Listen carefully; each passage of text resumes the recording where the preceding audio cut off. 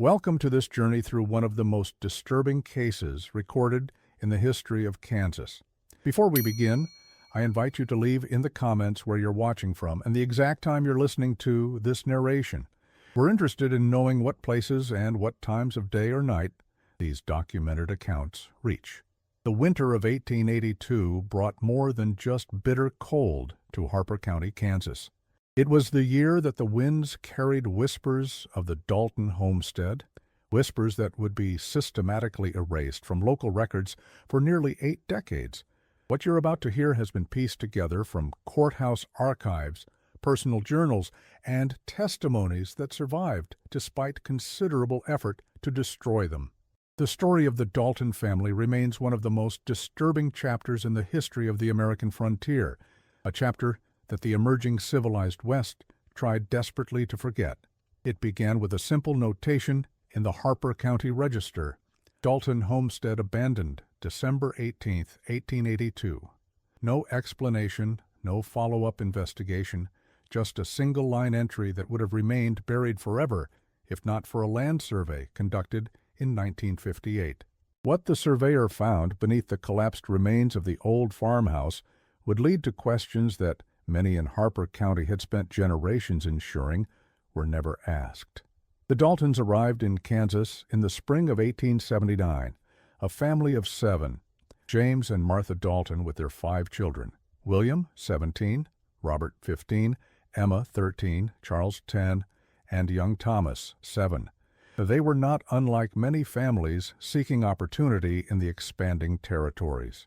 James had purchased 160 acres of land through the Homestead Act, and according to county records, paid in full with cash, an unusual circumstance that raised few eyebrows at the time, but would later become significant. The family's journey to Kansas was itself somewhat unusual. According to ship manifests discovered during research in 1964, the Daltons had arrived in New York from Liverpool in 1877, though no record exists of their origins before England. They spent nearly 2 years in Pennsylvania before moving westward, leaving behind no connections or correspondence, as if deliberately severing ties with their past. Harper County in 1879 was still in its formative stages. The town of Harper itself had been established just 8 years prior, and many of the surrounding farms remained unclaimed. The region was transitioning from the lawless frontier of earlier decades to a more structured society, though the mechanisms of governance and law enforcement remained rudimentary at best. It was a place where a family could establish themselves without too many questions about their history, an appealing prospect for those with something to hide. Martha Dalton was described in the records of the local church as a woman of stern countenance who rarely speaks. The pastor's personal journal, discovered during a church renovation in 1962, noted that Martha attends service with unfailing regularity, though her eyes never seemed to focus on the sermon, but rather through the windows, as if watching for something approaching from the plains. The pastor, Reverend Isaiah Sullivan, made particular note of Martha's hands, which he described as bearing calluses inconsistent with typical women's work, more akin to those seen on stonemasons or grave diggers.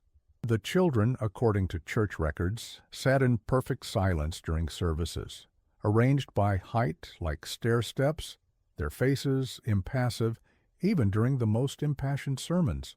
Reverend Sullivan noted in his private writings that he had attempted to engage the Dalton children in Sunday school, but found them possessed of knowledge inappropriate to their ages, yet lacking in basic scriptural understanding, as if raised in some tradition adjacent to, but distinctly separate from, Christian teaching.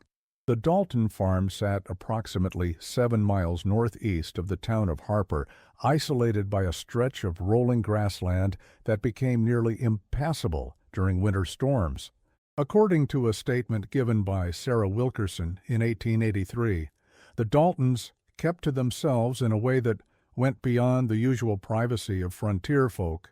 She noted that Martha Dalton had visited their home only once, shortly after arriving, and had stood in our kitchen like a post, barely touching the coffee offered, and leaving before any real conversation could take place.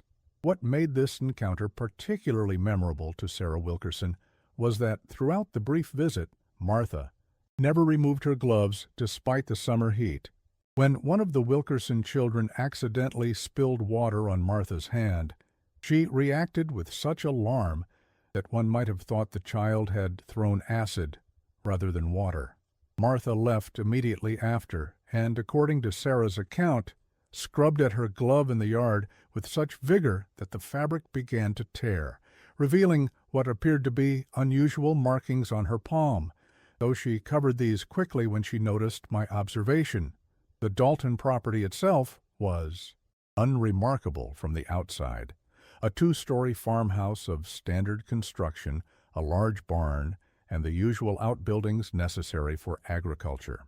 Their nearest neighbors, the Wilkerson family, lived almost 3 miles to the south. James Dalton grew wheat and kept a small herd of cattle, though neighbors noted that he seemed to approach farming as an obligation rather than a calling. Jacob Miller, whose property bordered the Daltons to the north, told the sheriff in 1883 that Dalton worked his fields like a man fulfilling a sentence, with neither joy nor complaint, just mechanical persistence. What distinguished the property, according to county surveyor records filed in 1880, was the unusual attention paid to water management. James Dalton had commissioned the construction of an elaborate system of ditches and small dams that directed rainfall away from certain portions of his land, specifically away from the house and adjacent barn. The surveyor noted this as curious, given the value of water to agriculture in this region, but attributed it to Eastern notions not yet adjusted to prairie realities. More significant, though not documented until the investigation of 1958, was what James Dalton had built beneath the house itself. Unlike most frontier homes, which were constructed with minimal foundations, the Dalton house sat atop an extensive stone cellar that had required the importation of materials not locally available. According to freight records from the Harper Railroad Station, James Dalton had received multiple shipments of specialized building stone from quarries in Massachusetts, an extravagant expense for a supposedly ordinary farmer. The first indication that something was amiss came in the summer of 1880, when Robert Dalton, then 16, appeared in town without his family to purchase supplies. Ezra Coleman, the proprietor of the general store, noted in his ledger that the boy spoke in monosyllables, his hands trembling so severely that he dropped coins 3 times while paying. Coleman, concerned, asked after the family's health. According to his account, the boy stared for a moment as if the question itself was incomprehensible, before replying that all were well, just busy with the harvest. Coleman's wife, Mary, who was present during this exchange, later told her sister in a letter that something in the Dalton boy's manner brought a chill to the store despite the August heat. She described how Robert kept looking toward the door as if expecting someone to prevent his departure, and how he had fresh bruising around his wrists like someone had held him with excessive force. What Mary Coleman did not include in her letter, but later confided to her diary, found during a house demolition in 1965, was that as Robert was leaving, he grabbed her arm suddenly and whispered, "The water rises at night. It speaks to Father now." When she asked what he meant, the boy looked horrified at his own words and fled the store, leaving behind some of the supplies he had purchased. For the next several months, the Daltons maintained their isolation, appearing in town only when absolutely necessary. James Dalton was described by those who encountered him as a man of few words with eyes that never settled. The county tax assessor who visited the property in early 1881 wrote in his personal notebook that the farmhouse was kept in unusually immaculate condition, though curiously devoid of personal effects. He also observed that the children stood in a row during my entire visit, speaking only when directly addressed by their father, and then with identical phrasing, as if reciting from memory. The tax assessor, Benjamin Howard, had been instructed to inspect all structures on the property as part of a county-wide reassessment. In his official report, He listed the standard buildings typical of a farm that size. But in a personal letter to his brother, a professor of geology at the University of Kansas, Howard mentioned something excluded from official documentation. Dalton refused me access to the cellar beneath the house, claiming it was flooded and unsafe. When I insisted on at least viewing the entrance as required by my position, he relented, but stood so close behind me during my brief observation that I could feel his breath on my neck.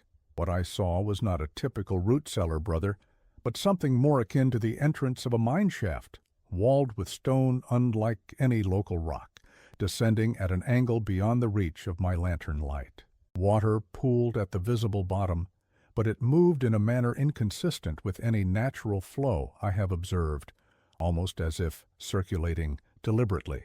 When I commented on this, Dalton's response was curious. "It remembers," he said, "what came before and what comes after." Howard's letter concluded with a request that his brother consult university records for any mention of unusual geological formations in the Harper County region, particularly underground water sources. No response from the professor has ever been found, though university employment records indicate he took an unexpected leave of absence in late 1881 and never returned to his position. The winter of 1881 brought heavy snow to Harper County. For nearly 3 weeks, the roads to outlying farms were impassable. When the thaw finally came in late January, William Dalton appeared in town alone, purchasing larger-than-usual quantities of supplies. Thomas Marlowe, who happened to be in the general store at the time, noted that the young man had a healing cut across his left cheek and walked with a pronounced limp. When the doctor offered assistance, William reportedly backed away as if threatened and stated that, "We take care of our own at the Dalton house." What drew Dr. Marlowe's professional attention, beyond the visible injuries, was William's physical condition. In his medical journal, Marlowe wrote that the young man displayed symptoms consistent with prolonged exposure to cold and damp, pallor, persistent cough, and fingernails showing distinct bluish discoloration. Most concerning to the doctor was William's skin, which he described as having an unusual texture, almost scaled in places, particularly around the wrists and neck, as if affected by some fungal growth or chronic immersion in water. When Marlowe attempted to examine these markings more closely, William pulled away with such force that he knocked over a display of canned goods. According to the doctor's account, the young man then said something that Marlowe found profoundly disturbing. "It's claiming us inch by inch. Father says that's the price for what will become." It was around this time that peculiar sounds were first reported near the Dalton property.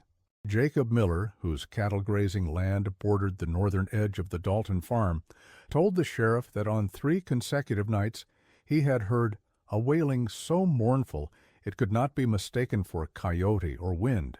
Miller, a man not given to superstition according to local accounts, was sufficiently disturbed that he rode out to investigate, but found the Dalton house dark and silent.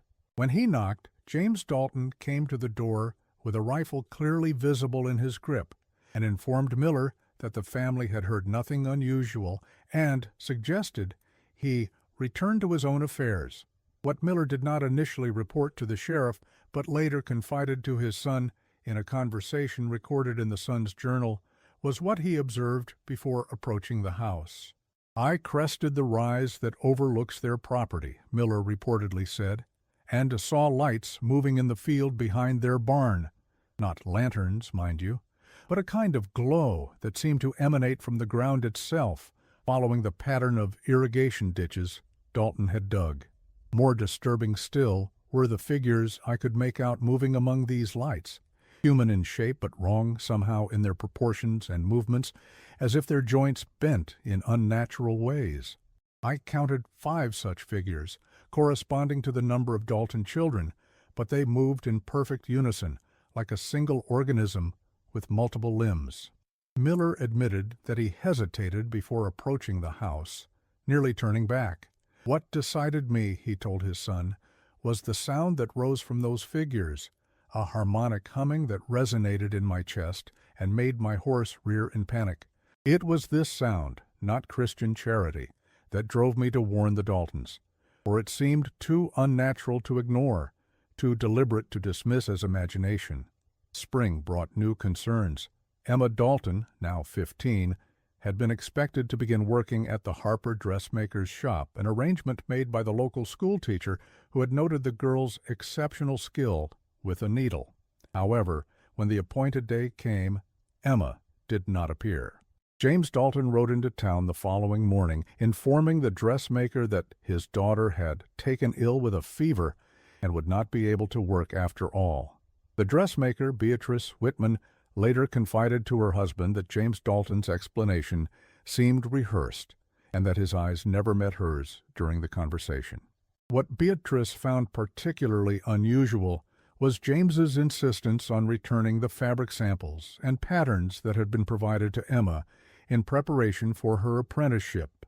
He handled them as if they were contaminated, Beatrice wrote in her diary, wrapping them in oilcloth before handing them over, and wiping his hands vigorously on his coat afterward. When Beatrice unwrapped the package later, she found the samples stained with what appeared to be water damage, though the day had been dry and the oilcloth should have prevented any moisture from reaching the contents. More disturbing were the alterations made to the pattern papers. The cutting lines had been modified, Beatrice noted, not in a way that suggested practical adjustment for fit, but into shapes that reminded me of the strange figures I once saw in a book of ancient symbols my grandfather brought back from his travels in Egypt. When I showed these to Reverend Sullivan, he burned them without explanation and instructed me to forget the matter entirely. 2 weeks later, the younger Dalton boys, Charles and Thomas, failed to appear at the spring term of the small schoolhouse that served the outlying farms. The teacher, Miss Adelaide Cooper, noted their absence in her attendance book with a simple annotation, "Withdrawn from school, family needs."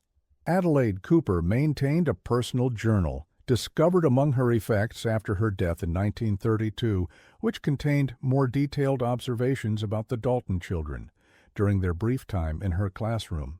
"The boys are bright but oddly limited," she wrote in October 1880.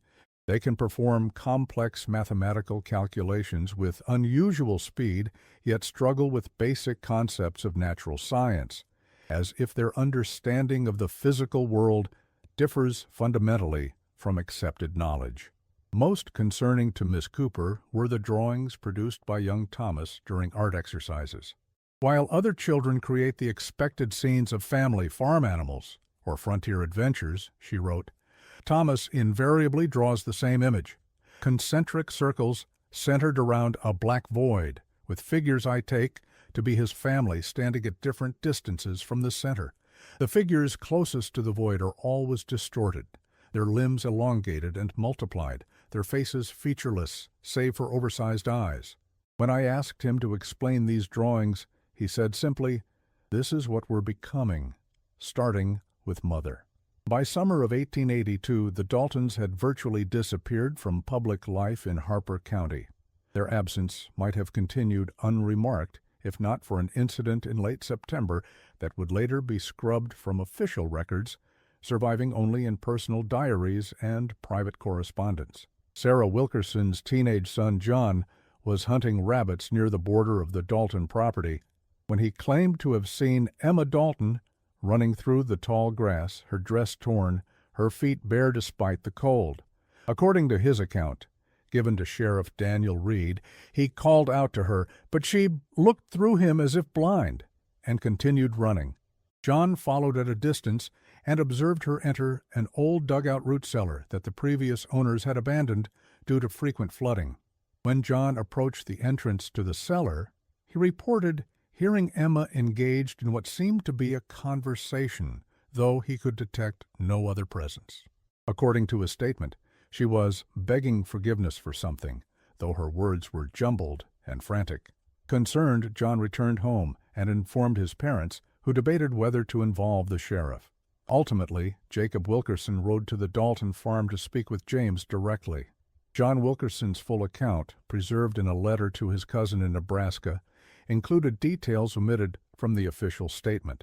Emma's skin had a grayish cast, he wrote, and appeared slick, as if coated with some oily substance. Her movements were wrong, jerky one moment, impossibly fluid the next, like a puppet whose strings are alternately slack and taut. But most terrifying were her hands, which no longer appeared entirely human. The fingers had elongated and seemed to possess additional joints, and the skin between them had a translucent, webbed quality. When John followed Emma to the abandoned root cellar, what he heard was more complex than initially reported. She spoke in two voices simultaneously, his letter claimed, one pleading for help, the other responding with what sounded like instructions. "It's too deep now," the second voice said, using her mouth but with a cadence and pitch that couldn't have come from her throat. "The changing can't be reversed once the water reaches the heart." John's letter described how he fled when Emma suddenly became aware of his presence, turning toward him with eyes that had gone entirely black like pools of ink. He claimed that as he ran, he heard her call after him in that second voice, "Tell your father the spring has chosen its vessels." Jacob Wilkerson would later tell Sheriff Reed only that James Dalton had explained that Emma suffered from spells of confusion brought on by a childhood fever, and that the family was managing her condition as best they could. Wilkerson admitted to Reed that he had not pressed the matter, noting that there was something in James Dalton's manner that discouraged further inquiry. In private, however, Jacob Wilkerson told a different story to his wife, a conversation she recorded in a journal discovered after her death in 1889. The Daltons are only the beginning. What transpired during Jacob Wilkerson's meeting with James Dalton was never fully disclosed.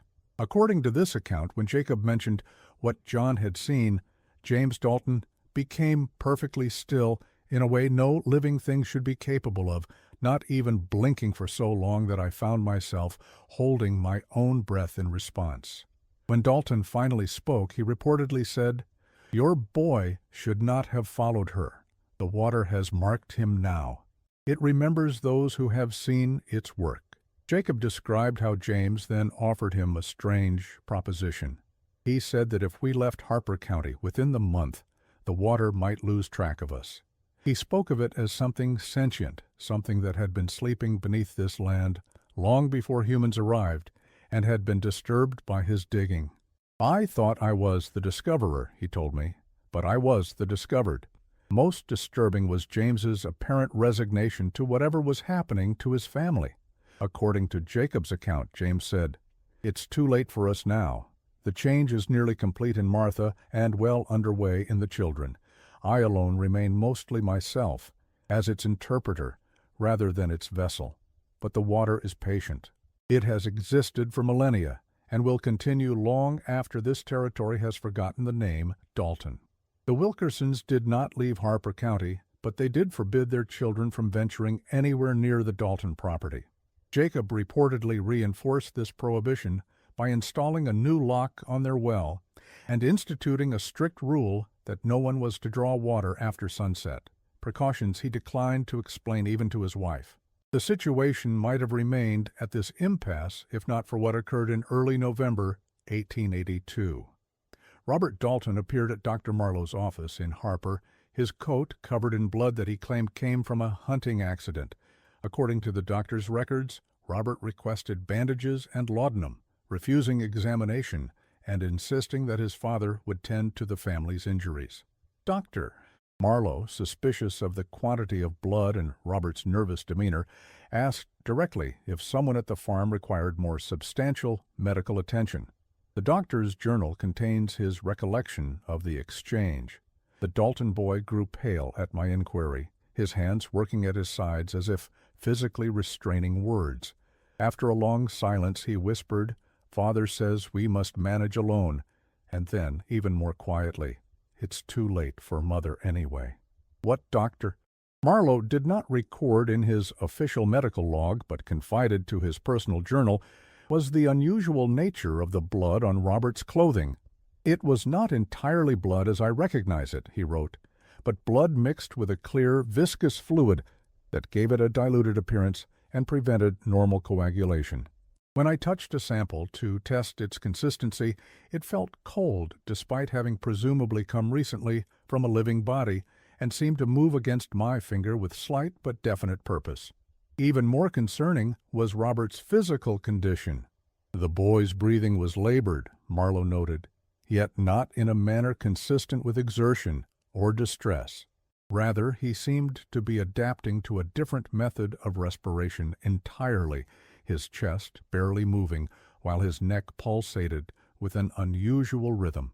When he spoke, I observed what appeared to be nascent gill-like structures forming along his jawline, partially obscured by his collar, but visible when he turned his head. Alarmed, Dr. Marlowe informed Sheriff Reed of the encounter. The sheriff, along with Dr. Marlowe and 2 deputies, rode to the Dalton farm the following morning. What they found, or claimed to have found, would become the subject of disputed accounts for decades. According to the official report filed by Sheriff Reed, the Dalton family was in good health and suitable living conditions. He noted that Martha Dalton was indisposed with a minor illness but under appropriate care, and that the blood on Robert's clothing had indeed come from a deer they had harvested. The report concluded that no further investigation is warranted at this time. But Dr. Marlowe's private journal tells a different story. In entries that were not discovered until after his death in 1921, the doctor wrote that upon arriving at the farm, they found the house unnaturally silent and cold, despite smoke from the chimney.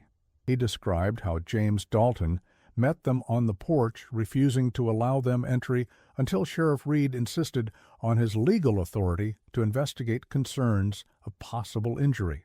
Inside, Marlowe wrote, they found a home that felt evacuated of life despite the presence of its inhabitants.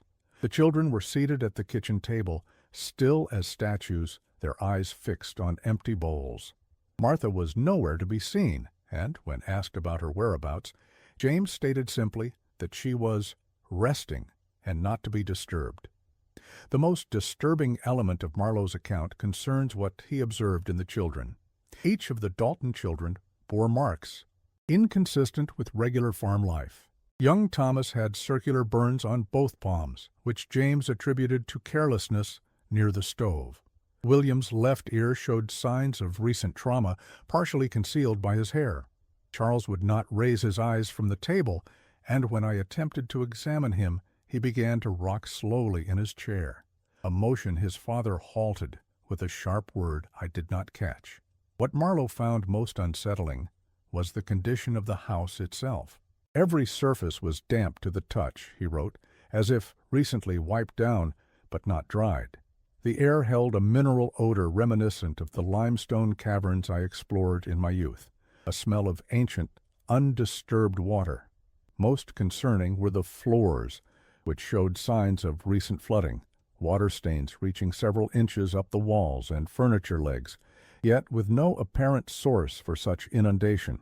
When I inquired about this, James attributed it to a leaking roof, though the stains clearly indicated water rising from below rather than falling from above. Sheriff Reed prevented Marlowe from investigating the cellar, claiming it was outside the scope of their welfare check. According to Marlowe, when he pressed the issue, pointing out that Martha's indisposition might be related to the unusual dampness of the house, Reed took him aside and warned him sharply against overstepping his position. Marlowe's journal claims that the sheriff took him aside before they left, instructing him to amend his recollections for the official report. According to Marlowe, Reed told him that some matters are beyond the reach of the law, and we must not bring the darkness of this place back to Harper. The doctor noted his objection, to which Reed allegedly replied, "There are fewer than 300 souls in this town, doctor. We cannot afford a contagion of fear." What Marlowe did not know at the time, but would later discover through careful investigation of county records, was that Sheriff Reed had previously visited the Dalton property alone in early October, though no official record of this visit existed.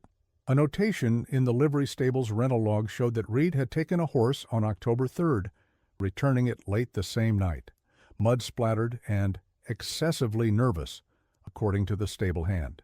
Marlowe eventually located a witness to this visit, a farm worker who had been repairing fences along the road to the Dalton property. This man, Elijah Turner, claimed to have seen Reed approaching the farm just before sunset. More significantly, Turner reported seeing the sheriff emerge not 2 hours later, riding at a gallop despite the poor light, his face bearing an expression of such terror that I scarcely recognized him as the same man. When Turner called out to the sheriff, asking if all was well, Reed reportedly did not slow or acknowledge him in any way. Turner's account, given to Marlowe in confidence in 1884, included one detail that the doctor found particularly significant.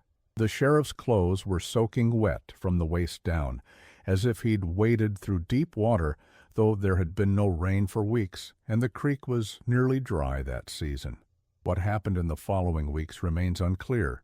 No further official visits to the Dalton farm were recorded. Robert Dalton was seen in town twice, purchasing supplies, and, on the second occasion, mailing a letter at the post office. The postmaster, Herbert Grant, later recalled that the envelope bore no address, only a strange symbol drawn where the recipient's name should have been. When questioned, Robert had claimed it was for a cousin back east and departed quickly. Grant, curious about the unusual marking, held the letter to the light but could discern only that the contents appeared to be not a letter as such, but a single sheet containing what looked like a detailed drawing or diagram. After some deliberation, Grant decided to process the letter normally, watching, as it was loaded onto the eastbound mail coach the following morning. 3 weeks later, Grant received an unusual communication from the Central Postal Authority in Topeka, inquiring about that specific mail dispatch. According to postal records uncovered in 1967, the entire mailbag containing Robert Dalton's letter had disappeared en route, the coach arriving in Kansas City with the sealed bag missing, though the driver reported no incidents or stops beyond those scheduled. Even more curious was the fate of the postal inspector sent to investigate the disappearance. According to an internal memo marked "Confidential," this inspector followed the coach route backward from Kansas City to Harper, interviewing personnel at each stop. He never completed his investigation, disappearing himself, after reporting that he was following a promising lead to a farm northeast of Harper, where unusual activities have been noted.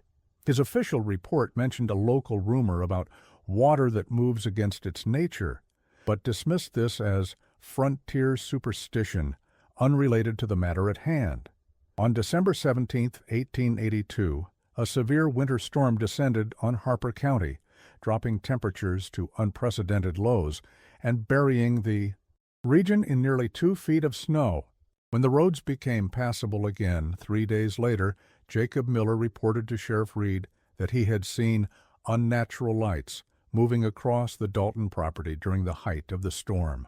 Miller, along with his 2 grown sons, had attempted to reach the farmhouse, but had been forced back by the blizzard conditions.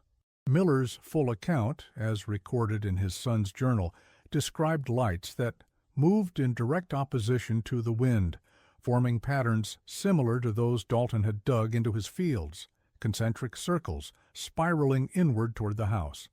More alarming was Miller's claim that, as they struggled through the snow, they heard a sound like 1,000 voices chanting in unison, though not in any language known to man, rising and falling with the wind, yet clearly emanating from the direction of the farmhouse. The most disturbing element of Miller's experience came as they were forced to turn back. The snow before us began to move, he reportedly told his sons, not drifting with the wind, but bulging upward, as if something beneath it was pushing toward the surface. As we watched, frozen in terror, the snow parted, and what emerged was neither human nor animal, but a column of water that held its shape against all natural law, rising to the height of a man, before collapsing again. But in the brief moment of its formation, I swear it assumed a human aspect, the face of Martha Dalton, her eyes empty as the sky, her mouth open in what might have been either agony or ecstasy. On December 22nd, Sheriff Reed assembled a group of 6 men to check on the outlying properties affected by the storm. Upon reaching the Dalton farm, they found the front door standing open, snow collected on the threshold. Inside, according to both the official report and private accounts that later emerged, the house was empty of inhabitants. A meal sat half-eaten on the table, the fireplace cold with ash, but no sign of the family of 7. The official report filed by Sheriff Reed stated simply that the Daltons had abandoned their property during the storm, destination unknown. No search was ordered, no investigation pursued. The house was secured, and the county recorder entered the single-line notation previously mentioned. Dalton homestead abandoned, December 18, 1882. What the official report omitted, but was later revealed through the personal journal of Deputy Thomas Collins, was the true condition of the house when they entered it. The interior was in a state that defied rational explanation, Collins wrote. Every surface was covered with a thin film of water that did not freeze despite the temperature, and which seemed to retreat from direct touch, flowing away from our fingers like a living thing. Most disturbing was what they found in the kitchen. The half-eaten meal was not food as we recognize it, Collins recorded, but masses of some fungal growth, pale and pulsating slightly when observed closely. The tableware used to consume this substance had partially dissolved, the metal corroded in patterns that formed the same symbols we had seen repeatedly in connection with the Daltons. Sheriff Reed ordered the deputies to search the house for any occupants, but prohibited them from entering the cellar, claiming the structure might be unstable due to frost. Collins, however, noted that the door to the cellar stood open and that a sound like gentle lapping waves emanated from below, though no body of water of sufficient size to produce such sounds could possibly exist there. Most significant was what Collins observed when Reed believed himself unwatched. The sheriff approached the cellar door alone, Collins wrote, and spoke quietly into the darkness below, saying, "It is done as agreed. They are yours now, all 7. Honor your promise and leave the rest of us be." From the darkness came no verbal response, but the sound of water briefly intensified, and Reed nodded as if having received confirmation to his satisfaction. The men departed quickly after securing the house, though Collins noted that Reed placed no actual lock on the door, merely closing it against the wind.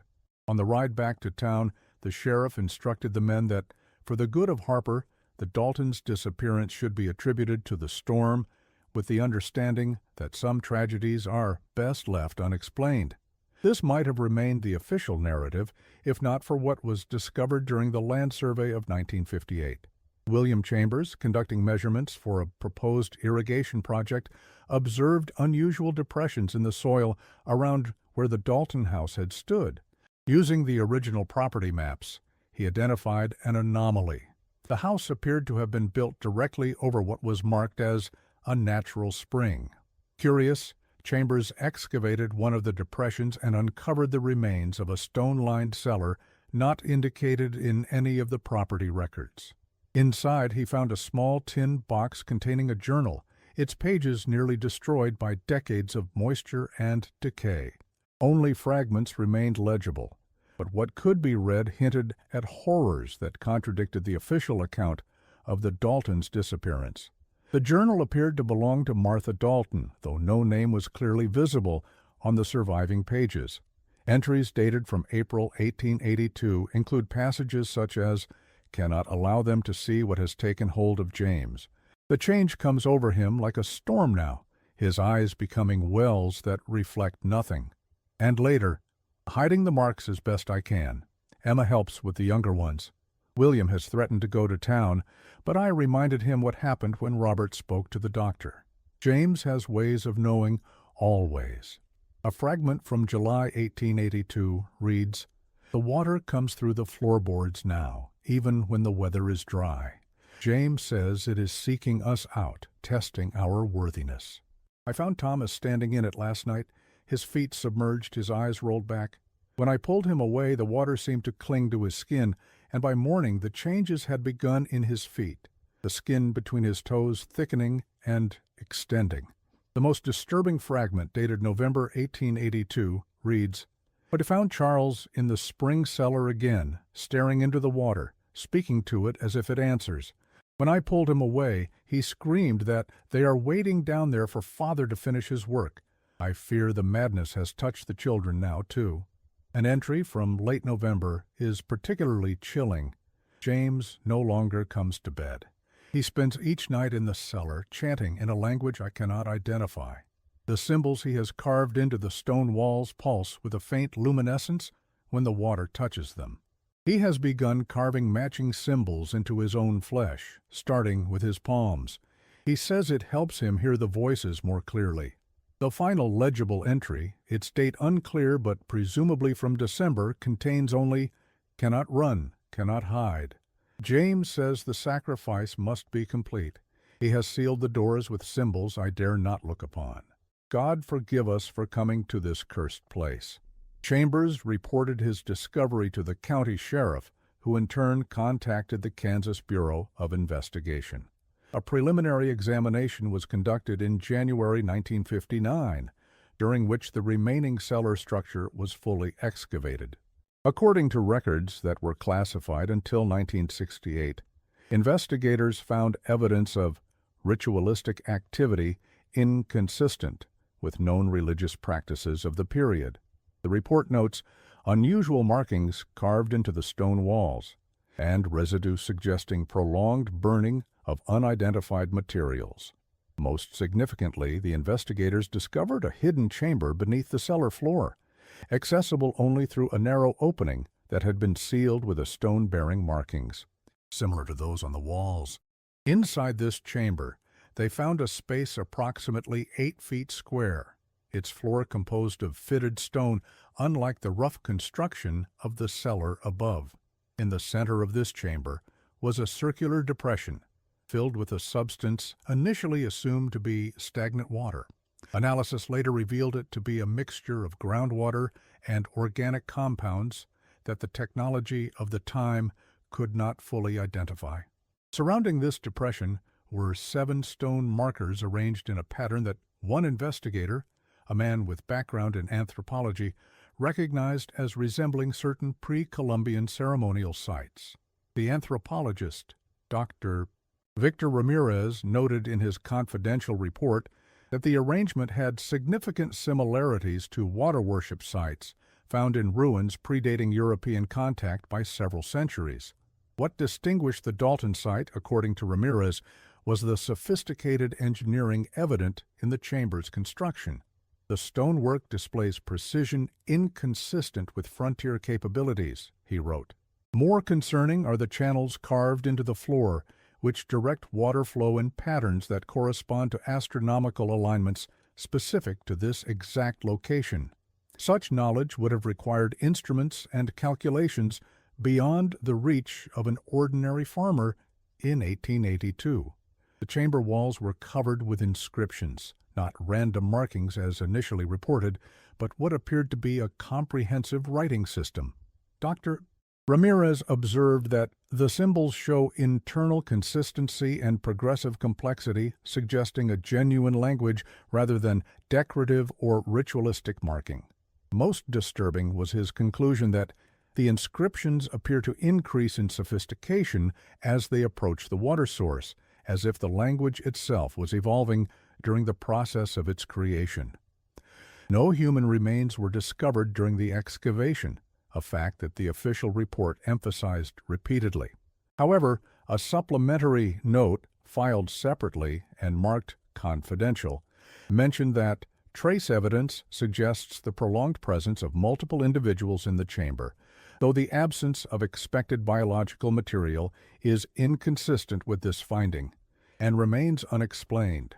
This cryptic observation was clarified somewhat in Dr. Ramirez's personal notes, which were not included in the official documentation, but were discovered among his effects after his death in 1964.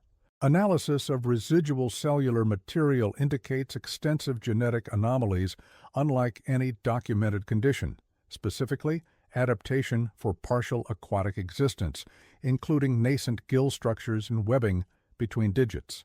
Most alarming was Ramirez's final observation. The organic compound in the Central Depression contains human DNA with these same anomalies, but in a fully expressed state, as if the water itself now carries the complete transformation that was only partially achieved in the human subjects. The chamber floor bears evidence of prolonged contact with living human tissue, he wrote, with distinct impressions corresponding to knees, hands, and foreheads, in positions suggesting prostration around the central pool. In essence, the pool appears to contain what the Daltons were becoming.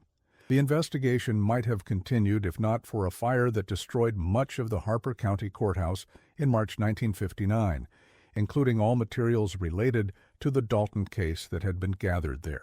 The remaining documentation was transferred to state archives in Topeka, where it was mistakenly classified with geological survey data and effectively lost until a cataloging project in 1967 brought it to light again. This fire, like many elements of the Dalton story, carries suspicious aspects. According to the official report, it originated in the records room shortly after midnight when the building was empty. Yet the night watchman, Harold Finch, later claimed in a local newspaper interview that he had observed unusual activity in the building that evening. "I saw the county clerk and two men I didn't recognize entering the records room around 11 p.m., Finch stated. "When I approached to inquire about their business after hours, the clerk instructed me to patrol the perimeter of the property instead.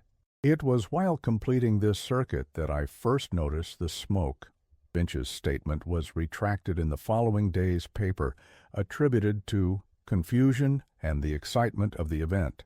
He never spoke publicly about the fire again, though his wife later told neighbors that he had received an unexpected promotion to county road inspector shortly afterward, a position that required him to relocate to the opposite end of the county.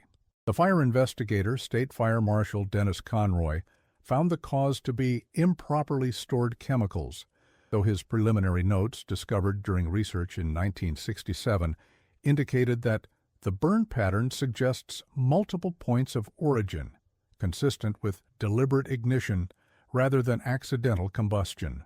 Conroy's final report contained no mention of these observations, and he retired from his position 3 months after the investigation, moving to Arizona for what colleagues described as health reasons. By then, interest in the case had waned.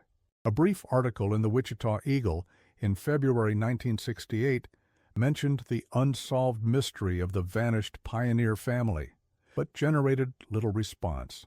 The land where the Dalton farm once stood had been incorporated into a larger agricultural operation, the physical traces of its former occupants erased by time and deliberate obscurity. Yet curious patterns emerged in the subsequent history of that specific plot of land. According to agricultural records, the 5-acre section directly surrounding the former homestead site consistently produced crop yields 30–40% lower than adjacent fields, despite identical soil composition and treatment. More striking were the reports from farm workers about livestock behavior. Animals universally refused to graze in that area, becoming agitated when forced toward it. In 1962, the landowner, frustrated by these persistent issues, hired a team to dig an irrigation well near the old homestead site. The drilling was abandoned at a depth of just 42 feet when workers reported that the drill bit had pierced what seemed to be a hollow space. According to the foreman's account, given to a local newspaper, water rushed up through the pipe with unusual force, flooding the surrounding area despite being well below the expected water table depth. More concerning was his observation that this water behaved strangely, flowing in circular patterns against the gradient of the land and appearing to avoid direct contact with the workers. The well was hastily sealed and abandoned. The landowner, when questioned about this decision, stated only that some ground is best left undisturbed. He subsequently sold the entire property at a significant loss and relocated to California, refusing all further inquiries about his experiences in Harper County. Yet the story persisted in local memory, transformed over generations into a cautionary tale stripped of specific details. Children in Harper County were warned not to wander too far into the fields northeast of town, where the earth remembers what people choose to forget. Local folklore developed around the Dalton lights, supposedly visible on particularly cold winter nights, moving in circular patterns across the former property. In 1962, a history professor from Kansas State University, Dr. Poibo Eleanor Marsh, attempted to research the Dalton incident as part of a broader study on frontier family dynamics. Her initial queries to Harper County officials were met with polite resistance. In a letter to a colleague, she noted that the mere mention of the name Dalton produces a curious effect on the older residents, a kind of collective hesitation, as if they are deciding what version of history I should be permitted to hear. Dr. Marsh persisted, tracking down descendants of families who had lived in the area during the 1880s. Most declined to speak on record, but one, the granddaughter of Deputy Thomas Collins, who had accompanied Sheriff Reed to the Dalton farm in November 1882, shared a story passed down through her family. According to this account, what the men found at the farm that day was far more disturbing than any official report suggested. Martha Dalton was indeed present, but in a state Deputy Collins described as beyond illness, beyond human. She was found in an upstairs bedroom, unresponsive, her eyes open, but turned white as milk. More troubling, she was surrounded by small objects arranged in precise patterns, children's teeth, fragments of bone, and locks of hair of different colors tied with thread. The children, according to this family account, did not speak during the visit, but communicated with each other through hand gestures that Deputy Collins found unnatural and deliberate, like a language not meant for outsiders to comprehend. Most disturbing was the deputy's claim that James Dalton never took his eyes off Sheriff Reed during the entire visit, and that as they were leaving, he heard James say quietly, "You'll be the first to see it completed, Daniel. I've saved a place." This statement took on ominous significance in light of Sheriff Reed's subsequent behavior. According to county employment records, Reed began taking frequent unexplained absences in the weeks following that visit.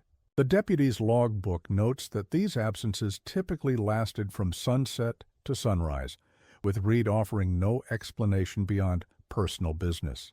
On several occasions, the stable hand reported that Reed's horse returned from these excursions drenched in water that carried a peculiar mineral odor, though no significant bodies of water existed between the town and the outlying farms. More concerning were the physical changes observed in Reed himself. The deputy's granddaughter shared a family story that in early December 1882, Collins had encountered Reed washing his hands in the horse trough behind the sheriff's office. "My grandfather," she recounted, noticed unusual markings on the sheriff's palms, circular patterns that seemed to have been carved into the skin and then healed with raised scar tissue. When he inquired about these marks, Reed concealed his hands and warned my grandfather never to speak of what he had seen. Dr. Marsh attempted to corroborate this account through other sources, but found her access to records increasingly restricted. In April 1963, she received an anonymous letter postmarked from Harper that contained only a page torn from what appeared to be a journal, the handwriting and matching fragments from the tin box discovered in 1958. The page contained a single paragraph. "James returned from town today with the book he's been seeking. He spent all evening copying the symbols into the earth behind the barn, though he scraped them away before the children could see. He speaks now of the spring beneath the house as if it's a living thing, a door that can be opened. I found young Thomas standing in the kitchen before dawn, his feet wet, dirt around his mouth. When he asked where he'd been, he said, 'Listening to what lives in the water, like Father taught us.' God help me, his voice was not his own." The letter contained no note or explanation, only a crude map drawn on the reverse side, marking a location approximately 3 miles from the former Dalton property. Dr. Marsh, intrigued by this anonymous communication, arranged to visit Harper County again in May 1963 to investigate this location personally. According to her research notes, the map led to an unremarkable section of grassland with no visible structures or distinctive features. However, Marsh observed that the vegetation forms an almost perfect circle of lush growth approximately 30 feet in diameter, surrounded by the typical prairie grass of the region. At the center of this circle, she discovered a small depression containing what appeared to be a natural spring, though no such water source was marked on any topographical map of the area. Marsh collected a sample of this water for analysis, noting that it had an unusual viscosity and faint bluish tinge not typical of groundwater in this region. Her notes indicate that she intended to have this sample tested at the university laboratory upon her return. However, no record of such analysis exists, and the sample itself was not found among her effects when she failed to return from a subsequent research trip in June 1963. Dr. Marsh's research came to an abrupt end in June 1963 when her university department chair informed her that her funding had been redirected to more productive historical inquiries. Her notes and correspondence related to the Dalton case were stored in the university archives, where they remained largely untouched until a graduate student came across them while researching frontier medical practices in 1968. The circumstances of Dr. Marsh's abandonment of her research project remain unclear. University records indicate that she requested an indefinite leave of absence on June 18, 1963, citing personal health concerns. However, her landlady in Manhattan, Kansas, later reported that Marsh had departed suddenly, leaving most of her personal belongings behind. A colleague who visited her apartment found it in disarray, with research materials scattered as if hastily searched. Most concerning was a partially completed letter found on Marsh's desk, addressed to her sister in Chicago. The letter, dated June 17th, reads in part, "I believe I have found something significant regarding the Dalton case, though I am increasingly concerned about the attention my inquiries have attracted. Yesterday I discovered a man watching my apartment from a parked car, the same individual I noticed following me in Harper last week. More disturbing still, the water sample I collected has exhibited unusual properties, seeming to change volume overnight, despite being in a sealed container. This morning I found what appeared to be condensation on the outside of the glass, arranged in patterns reminiscent of the symbols described in the Dalton documents." The letter ends mid-sentence. "I've decided to take the sample to Professor Wilkins in the biology department, as the changes I've observed suggest some form of organic activity that might explain. No record exists of Dr. Marsh consulting with any Professor Wilkins, and university employment records indicate no faculty member of that name in any department during this period." Dr. Marsh herself was never seen again after June 18, 1963. A missing persons report filed by her sister resulted in a brief investigation that concluded she had likely left voluntarily to address undisclosed personal matters. The investigation was closed after less than 2 weeks, with no definitive findings. This student, Michael Garrett, became fascinated with the inconsistencies in the Dalton narrative. Using Dr. Marsh's notes as a starting point, he began his own investigation, focusing particularly on the fate of the 5 Dalton children. County records offered no death certificates, no subsequent census entries, no marriage licenses. It was as if the entire family had simply ceased to exist after December 1882. Garrett's most significant discovery came through an unlikely source, a collection of commitment records from the Kansas State Insane Asylum in Topeka. Among patients admitted in February 1883 was a young woman identified only as E.D., age approximately 16, brought in by state authorities. The intake notes describe her as uncommunicative, prone to periods of cataleptic rigidity alternating with frenzied attempts to access water sources. Most tellingly, the examining physician noted Unusual scarification on both palms, forming identical geometric patterns that patient claims were necessary for the opening. The patient's file contains minimal information about her treatment, though it notes that she was kept in isolation due to disruptive influence on other patients who report disturbing dreams after exposure to her vocalizations. A final entry from December 1883 states simply, "Patient ED, expired during night, body transferred to medical college for study of brain abnormalities as per state authority." What the official record omitted, but Garrett discovered through correspondence with a retired asylum orderly, was the truly disturbing nature of ED's condition. According to this orderly, Elias Morrow, the patient exhibited physical anomalies that defied medical explanation. Her skin had a translucent quality, Morrow wrote to Garrett, particularly on the extremities, where the underlying structures, bone, tendon, even blood vessels, were visible with unusual clarity. More alarming were the changes observed in her hands and feet, where the skin between digits had thickened and extended, creating partial webbing that the examining physician attributed to birth deformity, but which staff noted seemed to be progressively increasing during her confinement. Most disturbing was Morrow's description of the patient's final days. In early December 1883, ED began to refuse all food and water, he wrote. Yet despite this abstention, her physical condition did not deteriorate as expected. Instead, her skin developed a moist sheen regardless of external temperature, and staff reported that linen in her room was consistently damp despite no apparent source of water.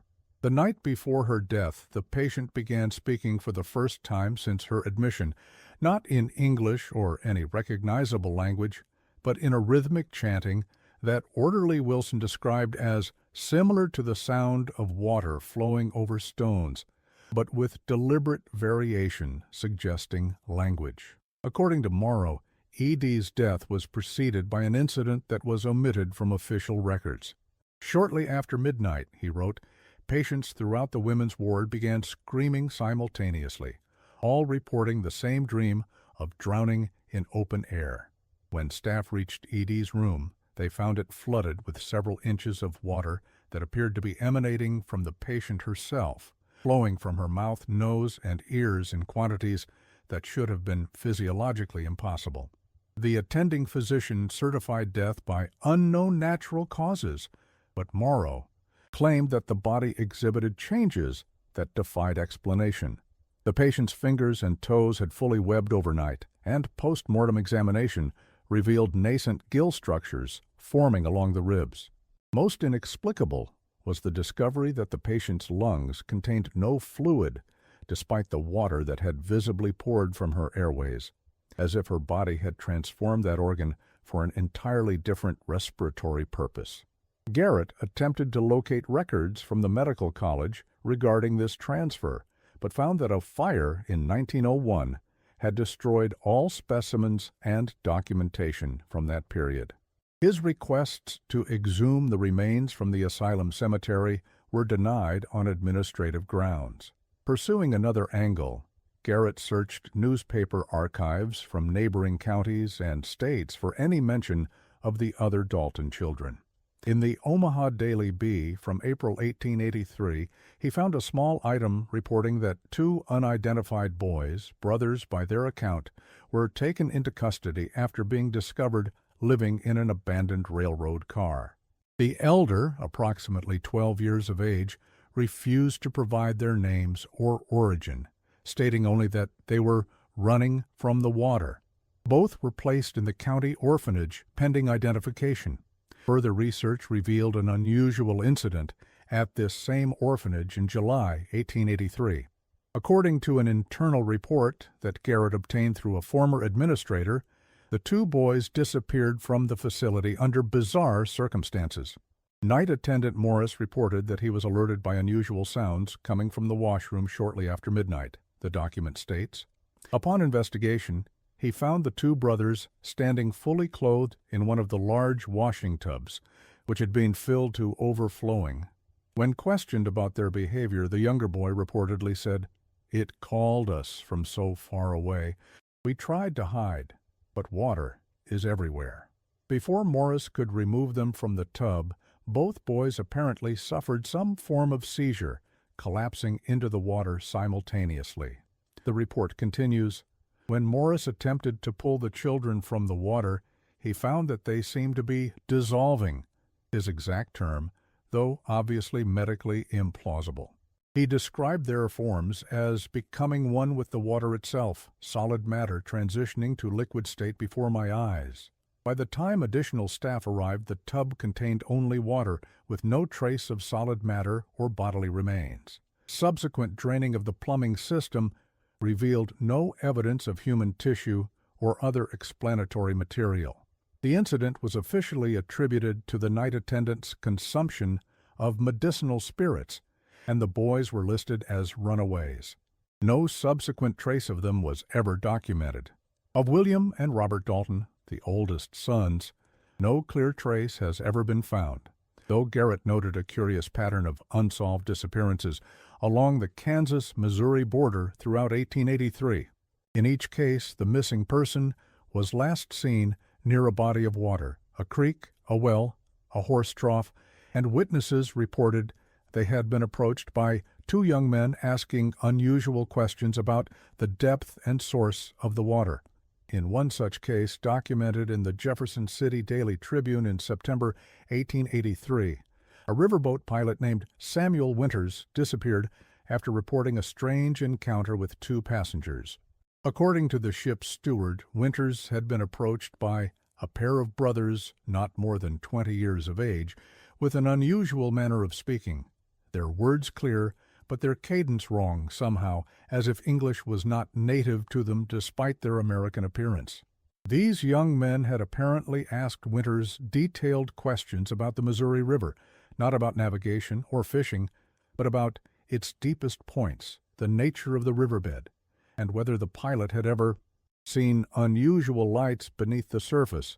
The steward reported that Winters had seemed troubled by these questions, but had agreed to meet the brothers after his shift for further discussion. He never returned to his quarters, and a search of the vessel found no trace of either the pilot or the mysterious passengers. Most disturbing was the steward's description of the young men's appearance. They wore high collars and gloves despite the August heat, and seemed to avoid direct sunlight, remaining in shadowed areas of the deck. When one reached for the railing, I glimpsed what appeared to be unusual markings on his wrist, circular patterns, similar to those worn by certain Indian tribes, though these seemed raised rather than tattooed, as if carved into the flesh itself. As for James Dalton himself, the only potential reference appears in an 1884 report from the sheriff of Sherman County, Colorado, describing the apprehension of a man found drawing symbols of concerning nature around the town's primary well. The report states that the man, who carried no identification but matched James Dalton's general description, spoke in continuous stream about opening the way for those below, and claimed to have sent his family ahead as proof of his devotion.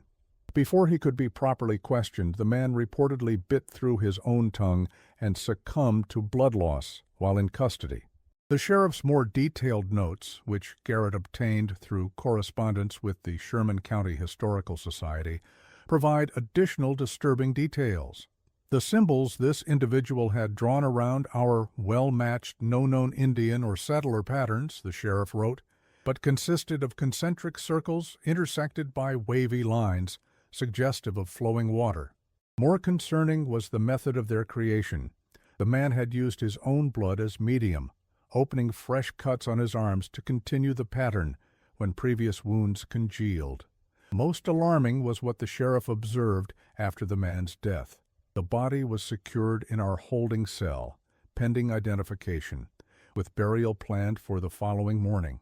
Despite thorough examination, no means of escape from the locked cell could be identified, nor could the source of the water be determined, as the cell contained no pipes or other plumbing. Garrett's research culminated in a thesis submitted in 1969, titled Forgotten Frontiers, Disappearance and Deliberate Obscurity in Historical Record. While the thesis touched on several historical cases, Its sections regarding the Dalton family were heavily redacted prior to acceptance, with the EA Graduate Committee citing speculative conclusions exceeding available evidence.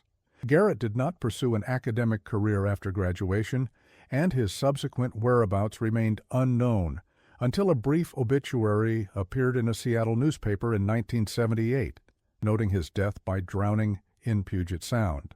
However, when Deputy Collins unlocked the cell at dawn, he found it empty save for a substantial quantity of water covering the floor.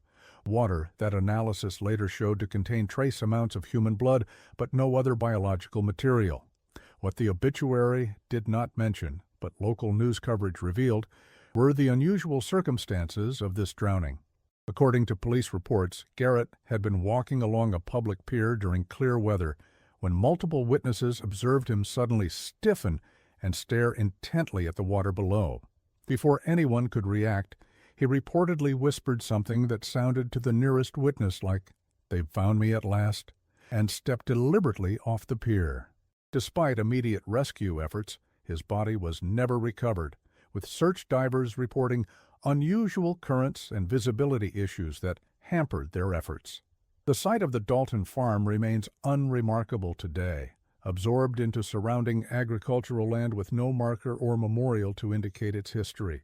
Occasionally, artifacts surface during particularly deep plowing, a button, a rusted kitchen implement, once a child's shoe, but most are discarded or kept as curiosities by farm workers unaware of their provenance.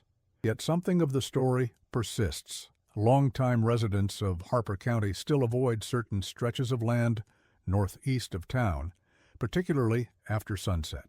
Some claim that during droughts, when the water table drops, strange sounds can be heard rising from the ground near where the Dalton house once stood, sounds described variously as water moving against its nature, or voices speaking in unison from a great depth. The water management systems implemented on farms in that area differ subtly from those elsewhere in the county. Local engineers, when questioned about these differences, typically offer practical explanations related to soil composition or drainage patterns. Yet a review of agricultural planning documents reveals a consistent tendency to direct water flow away from the former Dalton property, creating a hydrological isolation that appears deliberate rather than functional. In 1968, shortly before the remaining records were released to public archives, an elderly man identified only as a former county official requested a private meeting with the state historian overseeing the cataloging project. According to the historian's personal notes, the man asked specifically about the symbols found in the chamber and whether anyone had attempted to reproduce them. When assured that the markings had been photographed but not recreated, the man reportedly showed visible relief. "Some doors," he told the historian, "are meant to stay closed. The Daltons found one and tried to open it. What came through took them first, but it's still waiting for the rest of us. The water remembers, you see. The water always remembers." The historian later identified this elderly visitor as Thomas Reed, the son of Sheriff Daniel Reed, who had served as Harper County Clerk from 1923 to 1947. Further investigation revealed that the Reed family had left Harper shortly after the Dalton incident, relocating to Wichita, where Daniel Reed took a position with the railroad that required no law enforcement experience. According to sparse personal records, the former sheriff refused all contact with former Harper colleagues and forbade his family from discussing their time there. Thomas Reed's widow, interviewed briefly in 1969, claimed that her husband had maintained certain unusual habits throughout their 50-year marriage. He would never enter natural bodies of water, she said, not even to wade at the shoreline. More peculiar was his insistence on adding salt to all water used in our home, drinking water, bath water, even water for houseplants. When I questioned this practice, he would only say it was a necessary precaution, though against what he would never specify. She also mentioned a recurring nightmare that plagued her husband throughout his life. He would wake shouting about the water rising, she recalled, and speak of faces forming in puddles and raindrops. faces he recognized, but that were wrong somehow, as he put it. The dream always ended the same way, with him hearing his father's voice saying, "I kept my part of the bargain, and now it's your turn." The Dalton case remains officially classified as an unsolved disappearance, one of many from a frontier era when record-keeping was inconsistent and lives could vanish without explanation. Yet, unlike other historical mysteries, no monument marks their passing. No local historian champions their memory. It is as if Harper County collectively decided that some stories are better left untold, some names better left unspoken, and some places better left undisturbed. For those who look too deeply into the case, a pattern emerges, a pattern of disrupted research, missing records, and researchers who eventually abandon their inquiries. Dr. Marsh never published her findings. Michael Garrett's thesis was redacted. The land survey that first uncovered the hidden chamber was discontinued. Even the 1968 newspaper article generated no follow-up investigation. It is almost as if something does not want the full story told, or perhaps, more disturbing still, as if the story itself is not yet complete. In the records that survive, one detail appears with curious consistency: water.